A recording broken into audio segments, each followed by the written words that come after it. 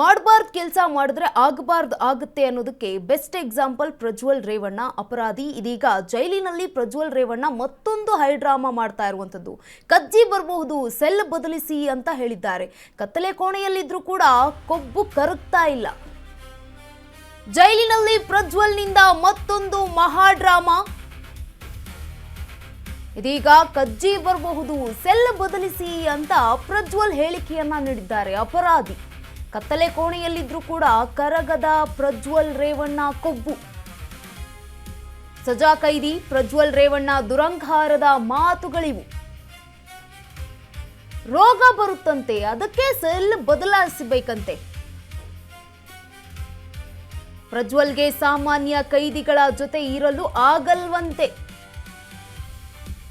ಬೇರೆ ಸೆಲ್ ಕೊಡಲು ಪ್ರಜ್ವಲ್ ಅದು ನಿಮ್ಮ ಮನೇನಾ ಅಂತ ಪ್ರಶ್ನೆಯನ್ನ ಕೂಡ ಮಾಡಲಾಗಿರುವಂಥದ್ದು.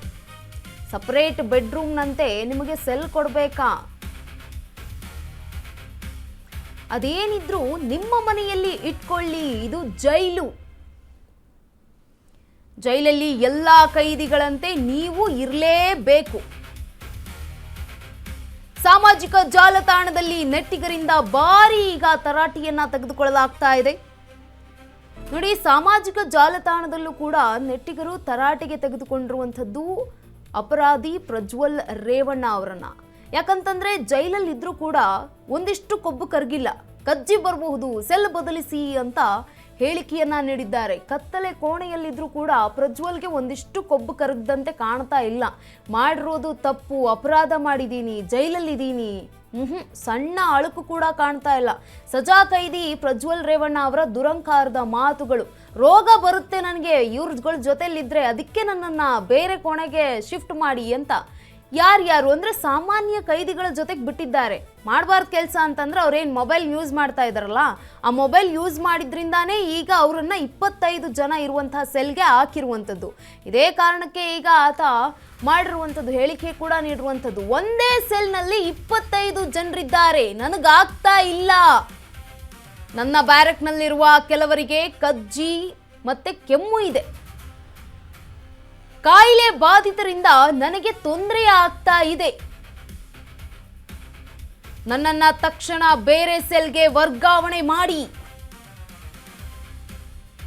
ಎಲ್ಲರೂ ಕೂಡ ಒಂದೇ ಶೌಚಾಲಯ ಬಳಸಬೇಕಿದೆ. ಹೊರಗಡೆ ಇದ್ದಾಗ ಹಲ್ಕ ಕೆಲಸ ಮಾಡಿದಾಗ ನಿನ್ಗೇನು ಅನ್ಸಿರ್ಲಿಲ್ವೇನಪ್ಪ ತಂದೆ?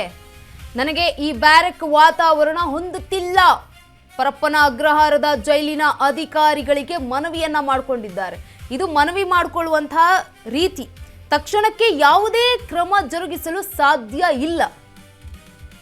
ಜೈಲಿನ ಅಧಿಕಾರಿಗಳ ಮಾತಿಗೆ ಪ್ರಜ್ವಲ್ ರೇವಣ್ಣ ಗಪ್ಚುಪ್ ಆಗಲೇಬೇಕು ಆಗಿದ್ದಾರೆ. ಒಂದೇ ಸೆಲ್ನಲ್ಲಿ 25 ಜನರಿದ್ದಾರೆ, ನನಗಾಗ್ತಾ ಇಲ್ಲ. ಇದು VIP ಅಲ್ಲ. ನಿಮಗೆ VIP ಟ್ರೀಟ್ಮೆಂಟೇ ಕೊಡ್ತಾ ಇದ್ರು, ಅದು ಕೂಡ ನೀವು ಮಾಡ್ಕೊಂಡಿರೋಂಥ ಕೆಲಸದಿಂದ ಈಗ CBI ದಾಳಿ ಏನು ನಡೆಸ್ತಲ್ವ ಜೈಲಿನಲ್ಲಿ, ನೀವು ಸಿಕ್ಕಾಕೊಂಡಿರುವಂಥದ್ದು. ನೀವು ಮಾಡಿರುವಂಥ ಕೆಲಸಕ್ಕೆ ನೀವೇ ಸಿಕ್ಕಾಕೊಂಡಿದ್ದೀರಾ, ಈಗ ಅನುಭವಿಸ್ಲೇಬೇಕು. ಎಲ್ಲ ಕೈದಿಗಳು ಹೇಗಿರ್ತಾರೋ ಆ ರೀತಿಯಾಗಿ ನಿಮ್ಮನ್ನೂ ಇರೋದಕ್ಕೆ ಬಿಟ್ಟಿರುವಂಥದ್ದು. ಆದ್ರೆ ಆಗ್ತಾ ಇಲ್ಲ. ಯಾಕಂತಂದ್ರೆ ಕೆಮ್ಮಿದೆ, ಅವ್ರಿಗೂ ಕೆಮ್ಮಿದೆ, ನನಗೂ ಕೆಮ್ಮು ಬಂದ್ಬಿಡ್ಬೋದು. ಅವ್ರಿಗೆ ಕಜ್ಜಿ ಇದೆ, ನನಗೂ ಕಜ್ಜಿ ಬಂದ್ಬಿಡ್ಬೋದು. ಹೊರಗಡೆ ಇದ್ದಾಗ ಜನಪರ ಕೆಲಸಗಳನ್ನು ಮಾಡಿದಿದ್ರೆ ಇವತ್ತು ನಿಮಗೆ ಈ ರೀತಿಯಾಗಿ ಕಷ್ಟ ಬರ್ತಾ ಇರಲಿಲ್ಲ. ಹೊರಗಡೆ ಇದ್ದಾಗ ಮಾಡಿರೋದೆಲ್ಲ ಅನಾಚಾರ. ಈಗ ಬಂದು ನಾನು ನೀಟಾಗಿರಬೇಕು, ನನಗೆ ನೀಟಾಗಿರೋ ಪ್ಲೇಸ್ ಬೇಕು ಅಂತಂದರೆ ಯಾವನ್ ಕೊಡ್ತಾನೆ? ಇಲ್ಲೇನು ಮತ್ತೆ ಇದೀಗ ನನ್ನ ಬ್ಯಾರಕ್ನಲ್ಲಿ ಇರುವಂಥವರಿಗೆ ಕಜ್ಜಿ, ಕೆಮ್ಮು, ಕಾಯಿಲೆ ಬಾಧಿತರಾಗಿರುವಂಥ ಎಲ್ಲ ಕೈದಿಗಳಿದ್ದಾರೆ, ನನಗಾಗ್ತಾ ಇಲ್ಲ ಇರೋದಕ್ಕೆ, ತಕ್ಷಣ ಸೆಲ್ ಬದಲಾಯಿಸಿ ವರ್ಗಾಯಿಸಿ ಅಂತ ಮನವಿಯನ್ನು ಕೂಡ ಮಾಡ್ಕೊಂಡಿದ್ದಾರೆ. ಆದರೆ ಈ ಮನವಿ ಪುರಸ್ಕಾರ ಆಗುತ್ತೋ ಆಗಲ್ವೋ ಗೊತ್ತಿಲ್ಲ. ಯಾಕಂತಂದ್ರೆ VIP ಕೈದಿಗಳಿಗೆ ಎಲ್ಲ ಸೌಲಭ್ಯಗಳು ಸಿಗ್ತಾ ಇದೆ. ಮೊಬೈಲ್ನಲ್ಲಿ ಎಷ್ಟು ಆರಾಮಾಗಿ ಮಾತಾಡ್ತಾ ಇದ್ದಾರೆ ಗೊತ್ತಲ್ಲ. ಇತ್ತೀಚೆಗೆ ಕೈದಿ ಪ್ರಜ್ವಲ್ ರೇವಣ್ಣ ಅವರ ಸೆಲ್ನಲ್ಲಿ ಮೊಬೈಲ್ ಪತ್ತೆಯಾಗಿ ಕಾರಾಗೃಹ ಮತ್ತು ಸುಧಾರಣಾ ಇಲಾಖೆಗೆ ಭಾರಿ ಮುಜುಗರ ಕೂಡ ಉಂಟಾಗಿತ್ತು. ಈ ಒಂದು ಪ್ರಕರಣದ ಬಳಿಕ ವಿಶೇಷ ಭದ್ರತಾ ವಿಭಾಗದ ಬ್ಯಾರಕ್ನಲ್ಲಿ ಸಾಮಾನ್ಯ ಕೈದಿಗಳ ಬ್ಯಾರಕ್ಗೆ ಅವರನ್ನ ಅಧಿಕಾರಿಗಳು ಸ್ಥಳಾಂತರ ಮಾಡಿದ್ರು. ಈಗ ಸಾಮಾನ್ಯ ಕೈದಿ ಜೀವನ ಅವರಿಗೆ ಕಷ್ಟ ತಂದಿದೆ. ಸಾಮಾನ್ಯವಾಗಿರುವಂಥದ್ದು, ಇನ್ನು ಆರೋಪಿ ಅಲ್ಲ, ಅಪರಾಧಿ ಆಗಿರುವಂಥದ್ದು. ಪ್ರಜ್ವಲ್ ರೇವಣ್ಣ ಒಂದೇ ಬ್ಯಾರಕ್ನಲ್ಲಿ 25 ಕೈದಿಗಳು ಇರುವಂಥದ್ದು. ಎಲ್ಲರೂ ಒಂದೇ ಶೌಚಾಲಯವನ್ನು ಬಳಸಬೇಕು, ನನಗೆ ಆಗ್ತಾ ಇಲ್ಲ, ಹೊಂದುವುದಕ್ಕೆ ಸಾಧ್ಯ ಇಲ್ಲ. ನನಗೂ ಸಹ ಈ ಒಂದು ಸಹ ಕೈದಿಗಳಿಂದ ಸೋಂಕು ಹರಡುವ ಭೀತಿ ಇದೆ ಅಂತ ಪ್ರಜ್ವಲ್ ಈಗ ಹೇಳಿಕೊಂಡಿರುವಂಥದ್ದು. ಇದೀಗ ಕೆಲವರಿಗೆ ಕಜ್ಜಿ ಇದೆ.